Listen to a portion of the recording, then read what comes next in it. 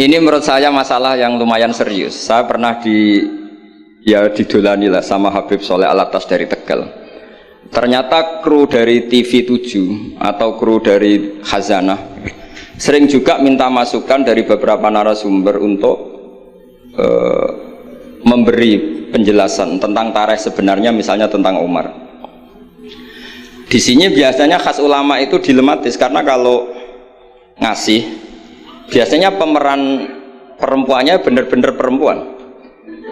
Jadi resikonya kalau cantik itu nanti jadi masalah ikhtilatur rijal wan nisa. Kalau tadi enggak, karena Anwar 3 mungkin.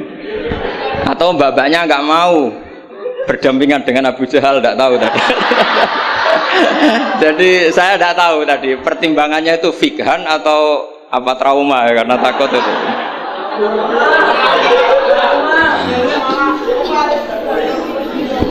Para adik-adik santri yang saya cintai, saya bersyukur sekali karena saya biasanya nggak pernah mengacara mau itu hasanah, ini mutor ya, karena yang merintahkan guru kita yaitu Kiai Haji Agus Abdul Ghafur. Begini, saya punya usul pada anak-anak. Saya bagaimanapun sangat mencintai Pondok Al Anwar. Saya usul sama anak-anak, terutama yang putra ya, supaya tetap menghafal fikih. Jadi kalaupun ditakdir nggak bisa berbahasa Arab kayak tadi, kayak Abu Jahal dan siapa tadi, Sayyid Hamzah dan sebagainya, setidaknya menghafal ahkam fikih, al-ahkam al-fikih. Jadi saya mohon muhafadzahnya itu tidak hanya Quran lafdzon wa tilawatan, tapi menghafal ahkam. Ini penting sekali karena kelebihan kita di kampus. Ini pengalaman saya kerja di kampus. Keunggulan kita adalah kita ini hafal kepastian hukum fikih. Jadi misalnya Kangkang harus hafal meskipun nggak bisa baca teksnya, kalau iddatul mutafa'an hazaujuha itu arba'ata asyuri wa asyra. Kalau dia min dawatil hamli wa ulatul ahmali ajaluhunna ayyatuna hamlahun dan sebagainya dan sebagainya. Ini penting sekali karena ternyata yang saya baca, beberapa orientalis atau beberapa orang barat itu masuk Islam itu karena Islam itu dianggap hukumnya itu detail, termasuk mengatur pernikahan, perceraian, tata kelola ekonomi, tata kelola negara dan sebagainya dan sebagainya. Saya pernah ditanya menyangkut ekstremis. Kalau dalam bab dosa besar misalnya, akbarul kabair ba'dal isyrak billah adalah qatlul mu'min. Jadi dosa terbesar setelah isyrak billah adalah qatlul mu'min, membunuh orang mukmin. Lalu pertanyaannya adalah, kita hidup di negara Indonesia yang penjahatnya ya mukmin atau muslim, yang kadang premannya juga mukmin juga muslim. Lalu kalau kita membela diri duel gitu dengan penjahat, lalu kita akhirnya membunuh si penjahat tadi, apakah masuk ayat wa may yaqtul mu'minam muta'ammidan karena dia orang mukmin? Jawabannya adalah kitab fikih itu menyediakan bab namanya kitabus siyal, bahwa mangkutila duna mali fahuwa syahid, mangkutila duna ahli fahuwa syahid. Orang yang duel dengan penjahat kemudian dia mati adalah dia mati syahid, dan dia kalau terpaksa membunuh tentu ada aturan-aturannya ya, dengan tartib yang ditentukan di kitab-kitab fikih. Itu penjahatnya damnya itu muhaddar, sehingga dia tidak kena kisos si sahibul bait tadi yang punya rumah tadi. Sehingga dengan fikih-fikih yang detail saya harapkan santri sarang, karena dulu Mbah Zubair itu ma'ruf bil faqih ya. Saya sering kalau ngajar cerita bahwa misalnya Gus Zofur ngaji sama Mbah Mun, Mbah Mun ngaji sama Mbah Zubair, Mbah Zubair ngaji sama Mbah Fakih Mas Kumambang, Mbah Fakih ngaji sama Mbah Mahfud Termas. Lah Mbah Mahfud ini muridnya Sayyid Abi Bakar Sato, Sohibul Li'anah. Sayyid Abi Bakar Sato punya kakak namanya Sayyid Umar Sato. Itu dulu kiainya mbahnya Mbah Mun itu, Ahmad Su'aib. Itu dulu berwasiat kalau gojlok adiknya Sayyid Abi Bakar Sato yang punya kitab I'anah itu, serana gunane mulang kitab gede-gede, yang penting apal kan. Akhirnya kita ini korban konsepnya Sayyid Umar, jadi disuruh muhafadzah. Karena memang harus hafal. Jadi mahfudot saat tadi jagoan sama Gus Zofur, apa ingat ketika dulu muhafadzah Karena kalau kita muhafadzolahnya alfiyah itu gurunya bisa kita akali. Kalau kita pura-pura guru itu biasanya malu nyemak pakai kitab karena dikira nanti tidak hafal. Akhirnya murid-murid tahu, mesti gebut ya Gus, enggak mesti bingung. Jadi ada trik. Ya akhirnya betul anak-anak digebut terus gurunya semuanya terus, wes, pun Pak. Jadi bisa diakali juga akhirnya ya lolos. Terus cerita kedua ini kisah nyata. Saya dulu itu dengan Gus Zofur musyawarah, Fathul Mu'in, macam-macam. Pernah digojlok sama bapak. Aku masih krungu kon alim fikih ambek Gus Zofur makili Anwar, tapi aku ora percaya kon iso jawab pertanyaanku. Napa Pak? Itu ada seorang imam lupa baca Fatihah, langsung baca Subbihisma rabbikal a'la. Kemudian makmum bilang subhanallah. Karena si imam tadi hanya hafal tadi 3 juz tadi. Itu enggak pede. Ganti wadduha. Wadduha makmumnya masih bilang subhanallah. Akhirnya ganti surat yang dia pasti benar, yaitu ganti kulhu. Karena dia dikira kalau surat panjang itu salah, akhirnya diganti kulhu masih subhanallah. Lalu makmum tahu ini nggak ada solusinya kecuali dijelaskan secara jelas. Orang mau coba Fatihah.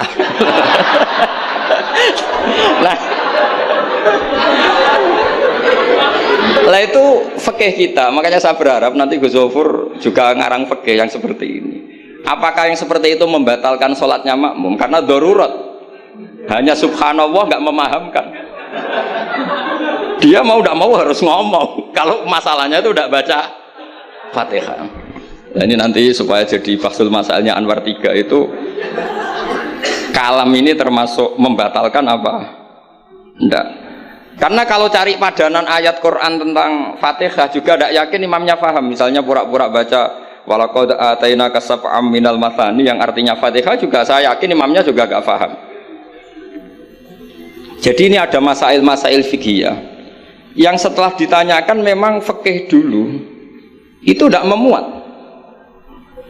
Kita harus kreatif, tapi bukan berarti merasa istihad untuk jawab beberapa pertanyaan. Terus cerita keempat, ini tentang guyonan-guyonan ilmiah. Dulu itu kata Mbah Mun itu sering cerita, dan ini etika modern ya. Kebetulan norma modern dalam dunia akademik seperti ini, yaitu skeptisme. Jadi orang itu harus agak ragu kalau dengan pendapatnya. Ada seorang alim itu yakin kalau orang naik bulan itu tidak mungkin karena dia percaya dengan teks Al-Qamar itu fisama irobiah. Tapi kata muridnya itu Kiai Kudus, semuanya dua-duanya Kiai Kudus itu Kiai terkenal semua. Kalau menurut muridnya pokoknya mungkin Yai. Orang mungkin terus dia cerita qala Rasulullah begini panjang lebar. Itu bantah-bantahan itu sampai 3 jam sampai mendekati fajar. Setelah mendekati fajar kata gurunya pokoknya cara aku gak mungkin. Terus muridnya bilang, alhamdulillah, ya ampun betul nopo-nopo. Gurunya janggal. Kenapa kamu sekarang taslim padahal mulai tadi kamu terus bantah saya? Karena guru saya sudah bilang menurut saya. Itu haknya guru kalau bilang menurut saya. Tadi Anda bilang Pak Guru bilang qala Rasulullah. Itu Rasulullah itu milik kita semua. Jangan-jangan tafsir guru salah. Makanya saya bantah terus. Jadi itu unik. Tapi kalau sudah menurut saya ya sudah itu menurut guru. Kalau tapi bilang kalau qala Rasulullah gini-gini bisa saja guru salah dalam menafsirkan qala Rasulullah. Ini penting sekali dalam ulumul Quran. Saya yakin Gus Zofur lebih tahu. Misalnya begini, saya sering kali digugat oleh para saintis, Pak Bahak, dalam proses embriologi itu tidak ada min alakir segumpal darah. Yang ada dalam embriologi itu alak itu ya semacam zigot yang nempel di dinding rahim. Kemudian itu yang nanti jadi janin. Kalau segumpal darah ya orang keguguran. Nah, terus saya tanya, apa ada di Quran itu segumpal darah? Kata dia ada min alakin. Saya bilang, saya ini hafal Quran, tidak ada kata segumpal darah. Kalau min alakin ada kata saya. Gitu. Terus, tapi kata kiai-kiai itu begitu apa? Ya tapi tetap Qurannya itu min alakin, bukan segumpal darah. Yang ada segumpal darah itu terjemahannya bukan Qurannya kata saya gitu. Ini penting saya utarakan. Nanti kalau terbukti secara sains bahwa nggak ada proses embriologi itu segumpal darah. Itu yang salah bukan Qur'annya, tapi kita yang mengartikan bahwa alagen itu segumpal darah. Sehingga kalau kamu mengartikan alagen segumpal darah, kamu harus bilang ini menurut saya, bukan menurut Allah dan Rasul. Nanti kalau kamu bilang segumpal darah menurut Allah dan Rasul, berarti kalau penelitiannya salah, yang salah Allah dan Rasul. Meskipun tentu sesuai ilmu balaghah bisa saja min alakin benar-benar maknanya segumpal darah, karena untuk litahjin atau untuk litakbeh ya, supaya manusia tidak sombong, diceritakan dia diciptakan sejenis segumpal apa? Darah, bukan harus materinya dari segumpal darah, tapi sejenis itu ya, untuk supaya manusia tidak sombong. Bisa saja kalau secara balaghah demikian. Ini kembali ke Umar tadi, saya ketika melihat drama Umar tuh, Sayyidina Umar itu berkali-kali punya pendapat. Karena beliau itu sering solid, sering akurat, sampai penggemar beliau mengintikan hadza mar'a Allah wa ra'a Umar. Hadza mar'a Allah wa ra'a Umar. Ini pendapat Allah dan pendapat Umar. Sampai Sayyidina Umar marah besar, la taqulu hadza hukmu wa hukmu Umar, walakin qulu hadza hukmu Umar. In kana shawaban fa min Allah wa in kana khata'an fa min Umar. Kamu jangan mengatakan kalau ini pendapat Allah, tapi katakan pendapat Umar. Jadi kalau benar ya min Allah, kalau salah dari apa? Umar. Tapi sekarang banyak beberapa organisasi ekstrim yang semuanya itu di atas namakan Allah. Mungkin Gus Zofur lebih tahu, lebih ngalami. Orang itu kalau benci seseorang yang kelas nasional, wah itu sudah dihujat, dimaki-maki. Kita yang menemani mereka itu juga dihujat. Wong fasik, wong keliru kok dikancani gitu. Karena pikiran fikihnya adalah kita harus tafrik bainal haqqi wa bainal batil. Harus jelas ada demarkasi mana hak, mana apa? Batil. Itu fikih yang sementara kita pelajari. Sehingga mungkin orang enggak apa ya istilahnya akan menyalahkan lah saat kita bertemanan dengan orang yang macam-macam di Jakarta, apalagi orang liberal macam-macam. Tapi kalau sampean ngaji lagi di atas itu, misalnya belajar ilmu tasawuf, kita diajarkan kalau kamu berteman sama orang dolim, ma tadri madza yuhtamu bih. Orang dolim itu kamu pun tidak tahu madza yuhtamu bih. Jangan-jangan dia yuhtamu bi husnil khotimah. Kamu juga nggak pernah tahu madza tuhtam. Apa kamu nanti tuhtam bi husnil khotimah apa suil khotimah. Sehingga orang-orang tasawuf itu melihat orang dolim ya tetap hormat, karena tidak tahu nanti akibatnya, jangan-jangan dia husnul khotimah, kita yang su'ul khotimah. Ini penting bagi anak-anak Anwar 3, murid-murid Gus Zofur, sehingga orang-orang alim itu harus kamu beri ruang, meskipun secara zahir berteman orang-orang yang macam-macam, karena itu ada ilmunya. Kita tidak ngambil sikap, itu ada ilmunya. Makanya di kitab Bidayatul Hidayah, beberapa kitab tasawuf diterangkan, kalau kamu melihat orang fasik, jangan-jangan yuhtamu bi husnil khotimah, kamu ndak. Kita ingat cerita Wahsy. Wahsy itu orang yang dilaknati Rasulullah karena qatilu Hamzah. Ketika Nabi aksara min la'nil kuffar, malah nazala qaulu ta'ala laisa laka minal amri apa syai'un aw yatuba alaihi.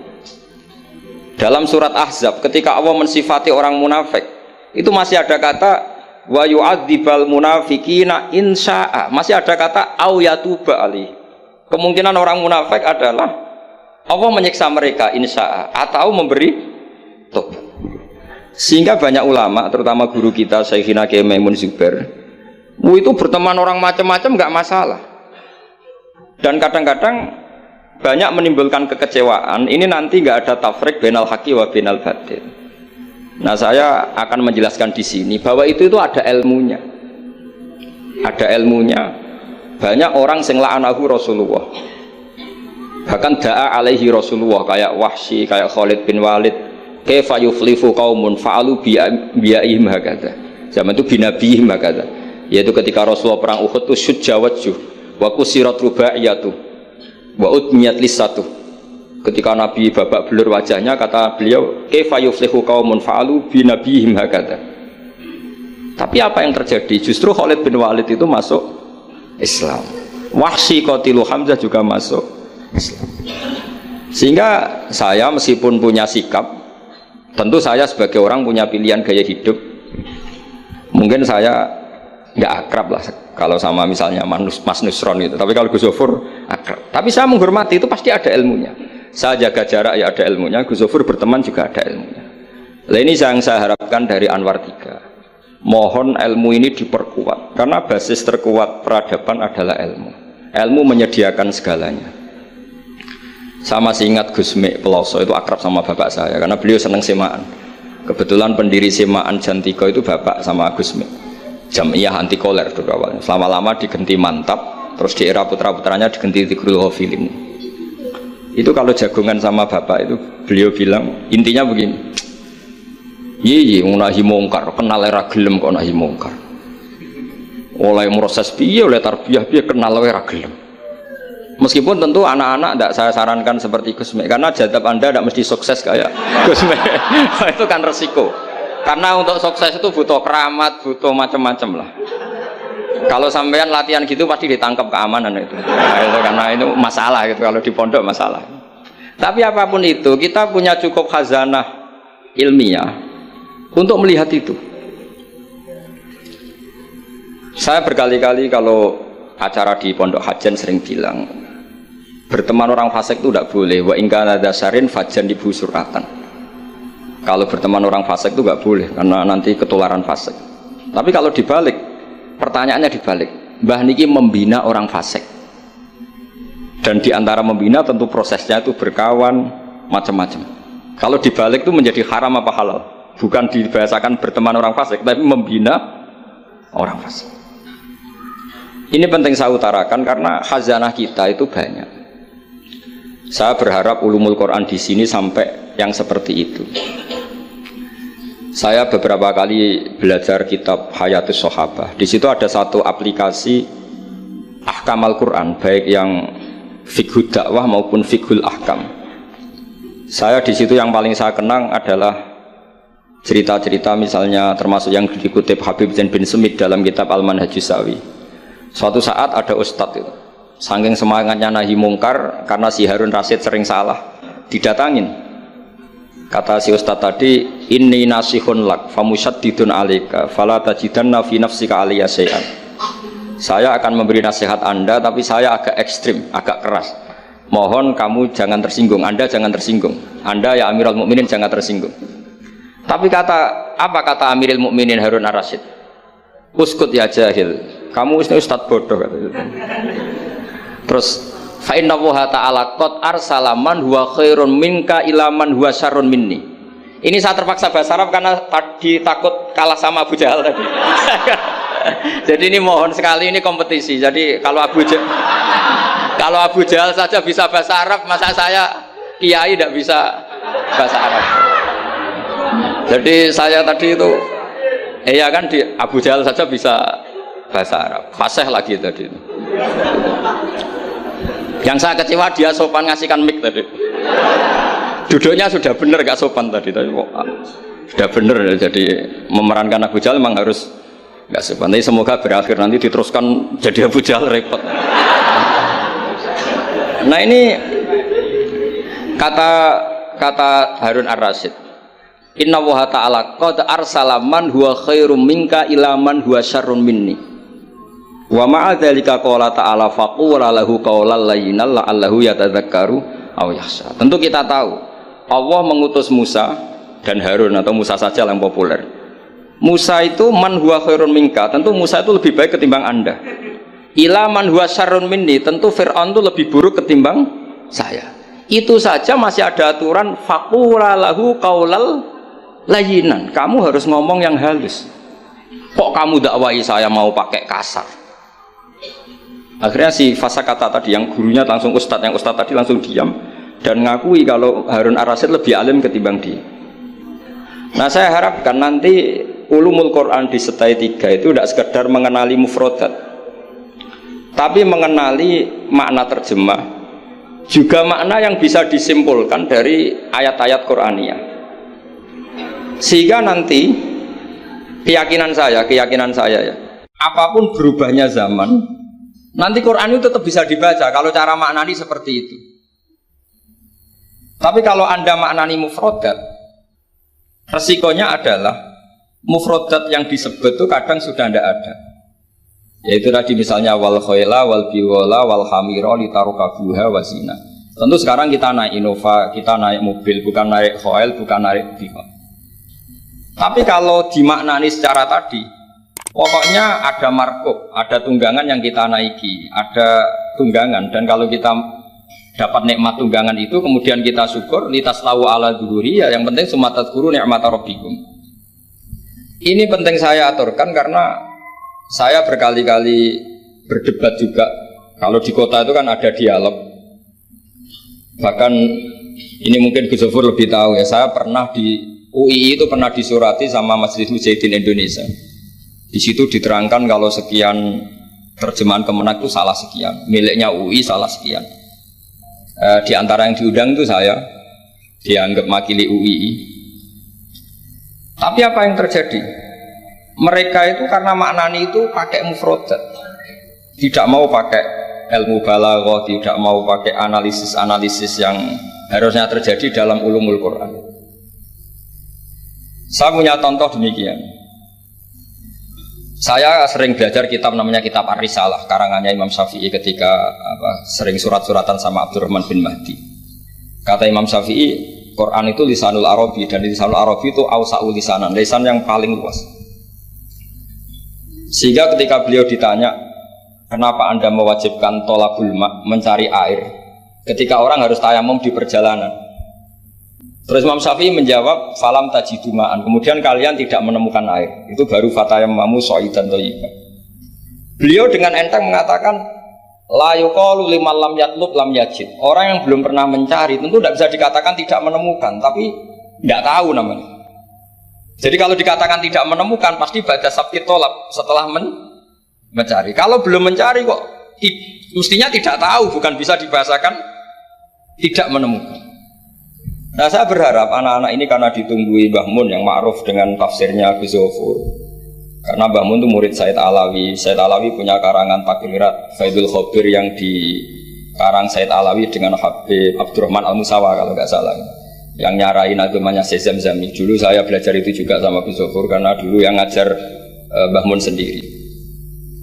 Saya juga sering menerima keluhannya Gus Zofur di Jakarta, di mana-mana orang analisis Quran itu tidak pakai ilmu balaghah. Ini repot sekali. Karena kalau kita tidak pakai balaghah maka al-adat yufidul hasra. Kalau dalam kaidah usul fikih al-adat la yufidul hasra. Ketika Allah pakai kata hitungan itu belum pasti hasr. Jadi taruh saja misalnya begini, ini yang kisah nyata dalam hadis sahih. Ketika Rasulullah itu memintakan maaf sama orang munafik, terus kata Allah mengingatkan intastaghfir lahum sab'ina marratan fala yaghfirullahu lahum. Kata Nabi, jika 70 tidak bisa dimaafkan, wa sa'azidu ala sab'in. Ya sudah, saya tambahi lebih dari 70. Ternyata sama Allah didhawuhi, maksudnya tidak gitu. Kamu mintakan ampun untuk orang munafik maupun tidak, sama-sama tidak, saya ampuni. Sehingga terus ada kaidah al-adat la yufidul hasr. Ini penting dalam ulumul hadis atau ulum usul fikih. Karena kalau nuruti adat, Nabi sering dawuh misalnya man shallal bardan dakhalal jannah. Orang yang sholat pada waktu dua dingin yaitu subuh dan asar dakhalal. Terus kamu mau tidak sholat zuhur misalnya, dan sebagainya dan sebagainya. Nabi sering menyebut kebenaran misalnya kebaikan adalah ini. Terus kamu tidak akan melakukan kebaikan yang lain, tentu tidak mungkin. Ini masalah-masalah yang menurut saya serius semenjak ada banyak ormas-ormas yang sidik-sidik katanya kembali ke Quran dan hadis. Itu tapi kalau guyonannya orang-orang pesantren, ya kamu saja yang kembali, karena keluar Anda terlalu jauh. Kalau kita tidak perlu kembali, wong sudah di dalam katanya. Yang keluyuran kemana-mana kan kamu, kalau kita tidak pernah kemana-mana. Jadi ngapain kita yang kembali, Anda saja yang kembali.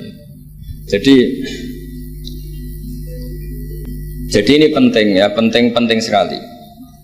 Karena pengalaman saya di Jogja, pengalaman saya di Jakarta ketemu orang macam-macam itu, memang pernah ya di Jakarta pernah ada satu acara. Ya acara seperti ini. Itu yang datang seorang kiai yang ya biasa pakai sarung, ada yang pakai celana. Itu pas mulai pegang mic ada separuh hadirin keluar. Alasannya gampang. Belum tidak pakai sunnah Rasul. Karena kiainya tidak cingkrang. Itu sudah keluar separuh. Ketika saya ditanya, Pak, kenapa Anda masih mendengarkan mereka? Mereka tidak mengikuti sunnah Rasul, mereka tidak cingkrang. Kata saya gini, Rasulullah itu hafal Quran dan saya kebetulan saya hafal, jadi saya sudah mengikuti sunnah Rasul. Jadi kalau Anda ingin sunnah Rasul kayak saya harus hafal Quran. Kalau motong celana itu gampang kata saya. Kalau motong celana itu gampang kata saya. Itu kan murah sekali dan mudah. Itu mikir dia. Ternyata mereka bilang sunnah Rasul itu hanya jenggot, cingkrang, wayoh bila ada tambahnya itu.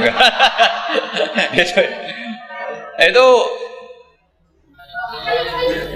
lah ini saya tantang anak-anak Anwar 3 supaya mengikuti sunnah Rasul yang keren, yang tantangannya berat, yaitu hafal berapa sudah di 3 juz itu.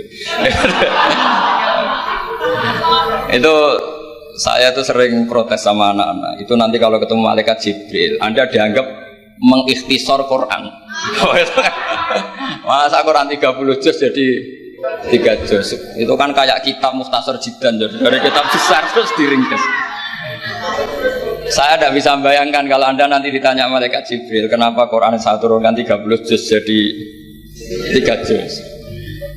Ya tapi karena ya itu tadi, karena saya yakin Gus Zofur orang alim itu tadi kaedahnya itu malayudroku kullu layudroku kullu. Kalau nggak bisa semua jangan sama sekali. Ini sekedar pengalaman untuk anak-anak. Kalau di pondok Quran itu sampai deres kulhu itu buatan berani, karena dikira kayak sudah sampai 30 juz. Memang pondok Quran itu unik. Anak-anak itu bisa lanya 2 juz 12, juz 13, tapi juz amma itu tidak hafal. Karena ketika menghafalkan itu tidak kober ngapalkan yang juz amma. Memang hafal betul juz 7, juz 8, tapi juz amma kadang tidak bisa, wadduha kadang tidak bisa. Imam Mitraweh kadang tidak bisa dia, karena dia besar kober, karena ngapalkan Quran itu kan berat. Pernah suatu saat saya itu tahlil jajar santrinya bapak itu, dia tahlil kulhu, ojo tahlil kulhu, itu juz 30, koyok apal 30 aja gitu. Jadi untuk baca kulhu itu memang harus urut setelah melewati juz 1, juz 2 sampai juz 30. Sampai seperti itu, gayanya maca kulhu kayak wis sapal juz 30. Sehingga di pondok Quran tuh nggak ada yang berani terus juz 30 karena kesannya kan sudah. Iya, jadi itu tradisi yang mungkin ya mungkin beda itu. Saya sendiri juga agak seneng kalau ada santri kok terus juz 30 itu kok melete loh, kok sudah. Nah ternyata di sini saya ketemu santri-santri yang jurus juz 30 terus ini. Wah ini menurut saya ini agak masalah dalam tradisi saya ya, terhadap tradisi kami. Jadi ya itu tadi, karena cara pandangnya beda. Jadi cara pandangnya beda. Tapi saya berkeyakinan memang. Saya sering ketemu Gus Iit, adiknya Gus Zofur itu. Beliau sering cerita ke saya, Gus kalau bisa nanti sarang itu semacam kayak Islamic Center. Karena kita tahu semua kayak apa alimnya Gus Naji, kayak apa alimnya Gus Zofur, alimnya putra-putra Mbah Mun, sesuai bidang spesifikasi ilmu masing-masing. Saya sering dinasihati yai bahwa semuanya itu ada ilmunya. Tadi misalnya Anda tidak tegas sama orang fasik, itu ya ada ilmunya. Karena mungkin kita tawaduk, la nadri ma yuhtamu bihi, kita tidak tahu si fasik tadi yuhtamu bi apa, kita tidak tahu. Kita sendiri nggak pernah yakin kalau kita nuhtam misalnya bi husnul khotimah. Saya kalau di Jogja ketemu orang liberal, ketemu orang macam-macam, saya pakai ilmu itu. Tapi kalau saya ngaji di pesantren pakai ilmu at-tafriq bainal haqqi wa bainal batil. Kalau santri baik ya tak puji, kalau yang nggak baik ya. Tapi yang jelas nggak tak saboyong. Karena pondok saya bilang tidak punya adat boyong. Kata bapak, hak kena keramat, santri sing beling dilalak boyong, tapi jogeman boyong. Jadi berarti karena kalau musuhnya boyong berarti tidak keramat, karena pakai pakai kriteria fikih tadi, pakai. Ini penting saya aturkan karena jangan sampai khazanah kearifan wali songo yang kancanan orang macam-macam. Ada 7 hari ya diterima, 40 hari ya diterima. Zaman itu ya nggak diterima sebagai khurafat bid'ah ya enggak. Sehingga menurut saya wali songo itu adalah panutan di mana itu semuanya diselesaikan bil ilmi.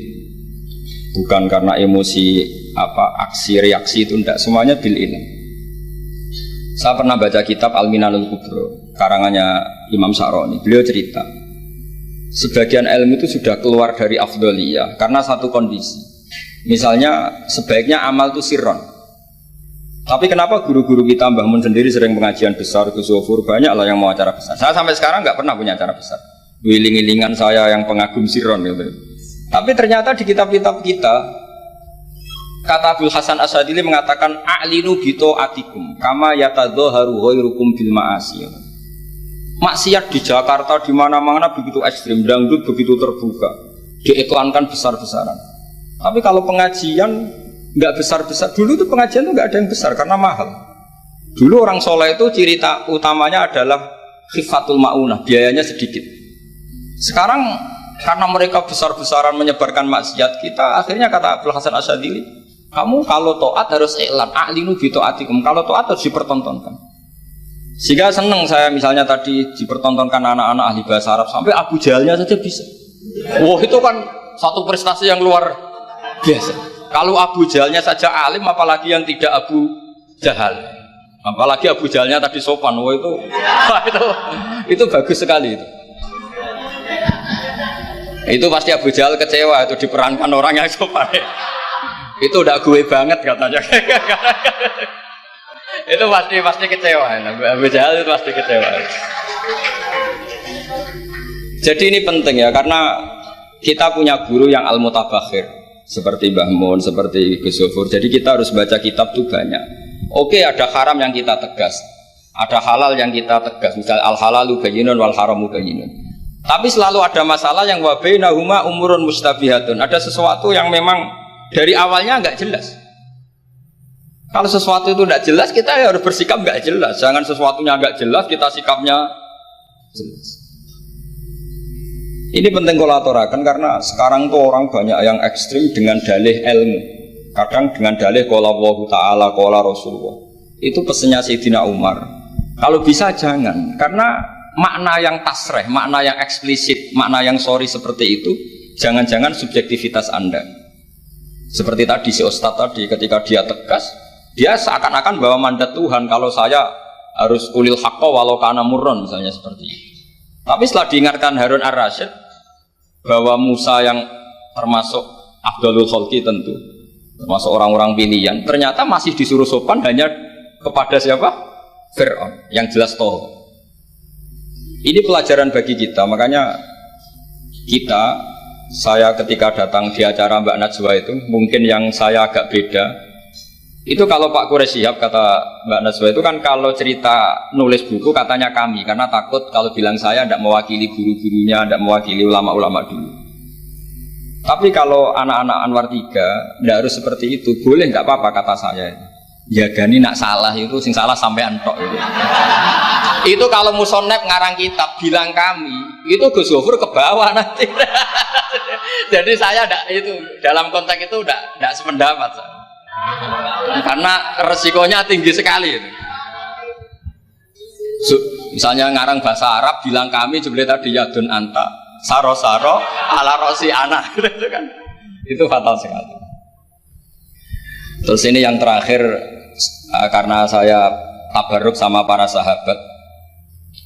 Ketika tahun kedua, tadi Gus Zofur menyinggung perang Badar. Ketika tahun kedua, itu baru kedua dari Hijriyah, itu para sahabat itu sudah banyak yang hafal Quran dan paham, padahal baru tahun kedua. Yaitu yang bawa itu Mus'ab bin Umar. Itu ketika Rasulullah mau perang Badar dan istasyarah, meminta musyawarah sama orang-orang Ansor, istasyarul Ansor. Karena orang Ansor itu hanya punya kompensasi, jika engkau ya Rasulullah ke Madinah, Yasrib dulu, maka kita akan melindungi engkau sebagaimana kita melindungi nisa'ana wa abna'ana. Tapi masalahnya perang Badar itu Rasulullah harus keluar dari Madinah. Rasulullah sehingga khawatir jangan-jangan orang Ansor tidak berkomitmen dengan perjanjian itu, karena itu di luar apa? Perjanjian, karena sudah keluar dari Madinah. Ketika istasyarul Ansor, apa kata itu? Mikdad bin Aswad, ada yang nulis Mikdad bin Amr, karena bapaknya namanya Amr, cuma dia masyhur disebut Mikdad bin Aswad. Ada rawi yang mengatakan itu Sa'd bin Mu'ad, tapi yang jelas itu Mikdad bin Aswad. Ini ingat ya, tahun kedua dari Hijriyah. Apa kata Mikdad? La naqulu laka kama qalat Banu Israil fadhhab anta wa rabbuka faqatila inna hauna qa'idun. Walakin idhab anta wa rabbuka faqatila inna ma'akuma muqatilun. Ya Rasulullah, kamu jangan khawatir kalau kita-kita ini pecundang kayak orang Bani Israel. Orang Bani Israel itu kurang ajar sekali. Mereka yakin kalau Musa itu orang hebat. Dan tentu Allah adalah zat yang super, ala kulli syai'in qadir. Kalau Allah itu superior, kemudian kamu kenapa susah-susah ngajak kita? Buat jenengan sama Allah datang melawan Jababiro, tak tunggu beritanya. Nah, itu kadang-kadang santri sekarang ya kayak Bani Israel. Itu kalau ngerti kiainya keramat, misalnya Gus Zofur lari seminar keramat, terus kiai itu juga serau usah diaturi gitu. Jadi kadang keyakinan itu ya salah. Seperti tadi, Nabi Muhammad itu para pangeran, nak perang rasa dibantu, kan bisa melibatkan Jibril, Israel kan selesai. Itu bisa fatal kalau seperti itu. Banyak loh kiai-kiai keramat ngeluh itu karena santrinya terlalu kultus keramat, terus santrinya orang mikir kiai ini. Ini buatan nyindir fakta gitu, terus biasa mawon. Dan terus menurut saya itu tradisi yang salah. Kalau di Sidogiri itu santri yang paling miskin pun itu misalnya akhir sana, tapi nggak perlu ditiru. Gus Zofur itu orangnya ikhlas, nggak perlu ditiru. Itu misalnya santri 100 urunan 10.000-an, 20.000-an diaturkan gurunya. Karena adat Madura itu panen jagung ya gurunya punya hak, panen apa saja ya gurunya. Itu nggak nunggu kaya. Kalau adat Sarangan kan nggak nunggu jadi alumni, jadi kaya baru ingat kiainya. Itu kalau tepahan kiainya sudah meninggal kan terus repot gitu. Itu kata orang tadi siapa itu Mikdad bin Aswad. La naqulu laka kama qalat Banu Israil. Fadhhab anta wa rabbuka faqatila inna hauna qa'idun. Walakin idhab anta wa rabbuka faqatila inna ma'akuma muqatilun. Tapi silahkan ya Rasulullah, engkau berangkat. Kita akan mengikuti engkau ikut perang. Artinya apa? Mereka bisa memahami Quran meskipun itu kisah tentang Bani Israel. Mereka tahu sindiran Quran, mental yang benar kayak apa, yang salah kayak apa. Dan itu yang ditiru kitab Fathul Mu'in. Misalnya kitab Fathul Mu'in menulis begini. Misalnya wa tusannu misalnya as-sholat binasatin atau wa yusannu nasatun di sholatin. Disunatkan kalau mau sholat itu sumringah, kelihatan happy, kelihatan senang. Wa yusannu nasatun di sholatin. Terus di penjelasannya sederhana. Fa inna Allaha ta'ala dzamma li tarikihi wa qala wa idza qamu ila sholati qamu kusam. Kalau mau sholat itu harus kelihatan sumringah, happy, kelihatan senang, isyak, bronto, mau sholat, mau ketemu Allah, munajat. Karena Allah itu mengkritik orang yang meninggalkan nasyat. Yaitu kalau mau sholat aras-arasan. Terus beliau menyitir wa idza qamu ila sholati qamu kusam. Sehingga ketika kita baca tentang orang munafik, bukan berarti terus orang munafik di sana, kita di sini. Seakan-akan kita terbebas dari sifat orang apa? Munafik. Itu bukan da'bu ulama'ina, bukan ahwal ulama'ina. Ahwal ulama kita ketika baca Quran adalah otomatis kita memahami. Dan memahaminya itu bisa mafhum yang luar biasa kayak tadi. Kayak yang saya ceritakan tadi Harun Ar-Rasyid, kayak siapa tadi Mikdad bin Aswad, dan kayak tadi Fathul Mu'in misalnya. Sama dengan model-model karangan Imam Ghazali. Imam Ghazali kalau ngarang kitab itu sebenarnya sederhana. Setelah kita teliti itu semuanya ya sederhana sekali. Artinya ayat yang dikutip itu sering kita baca. Tapi beliau secara indah, secara menakjubkan, itu bisa ngambil kesimpulan yang luar biasa. Saya punya kitab Mufrodat yang dikarang oleh beberapa ulama, dan beliau cerita tentang kehebatan Sayyidina Ali dalam menafsirkan Quran. Kata Sayyidina Ali, saya tidak bisa membayangkan dahsyatnya angin ketika mengobrak-ngabrik kaum Mu'ad. Karena anginnya angin balelo, katanya gak terkendali. Ya, karena Allah punya tradisi begini, kata Sayyidina Ali.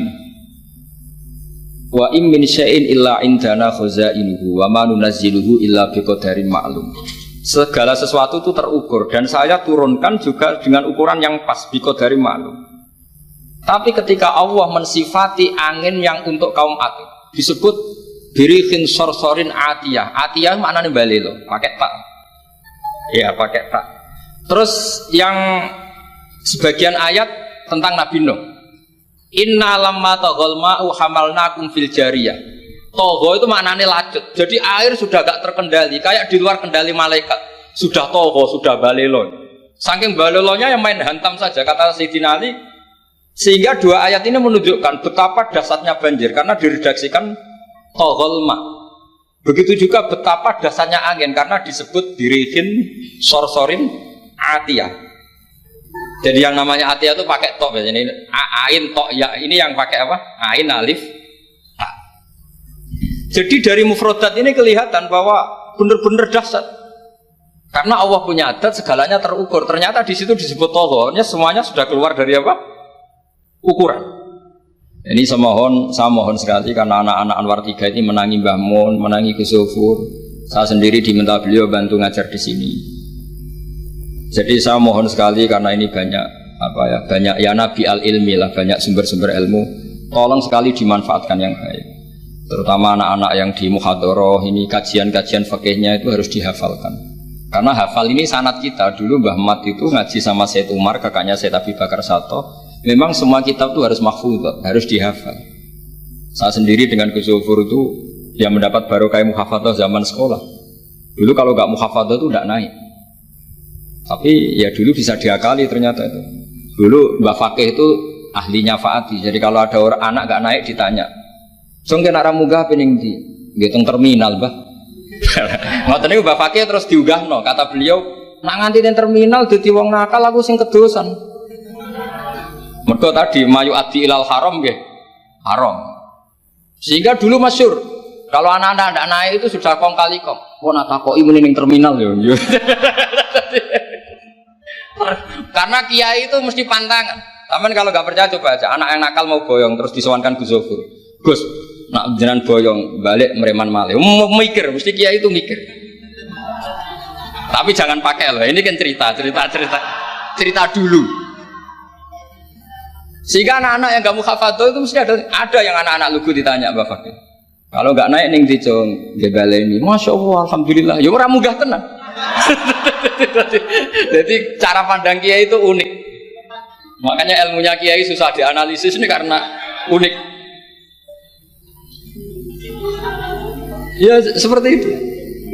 Ya saya harap ilmu ini nggak jadi nggak jadi masalah bagi anda. Terus nanti anda menteror Pak Musonef. Awas langsung aku ramuga neng terminal. Wah, udah bisa. Ya saya kira demikian, semoga manfaat. Terus kalau ning ngapunten sanget Gus Zofur biasane mboten saged kula acara-acara pidato mboten saged. Nek ngaji kula biasa. Nek ngaji rak ngerpek wonten kitabe terus maca. Tapi kalau seperti ini tuh temanya jadi bias. Tapi ya semoga tadi barokahnya Sayyidina Umar tadi kok. Saya jadi malu itu karena tadi Abu Jahal kok fase gitu, saya itu masih. Ya monggo doa bareng-bareng ya, mugi-mugi pondok ini pondok sing mubarokan, sing nafi'an ummati Rasulillah, nasihan lillahi wa li rasulihi wa li kitabi wa li aimatil muslimina wa amatihim. Al-Fatihah.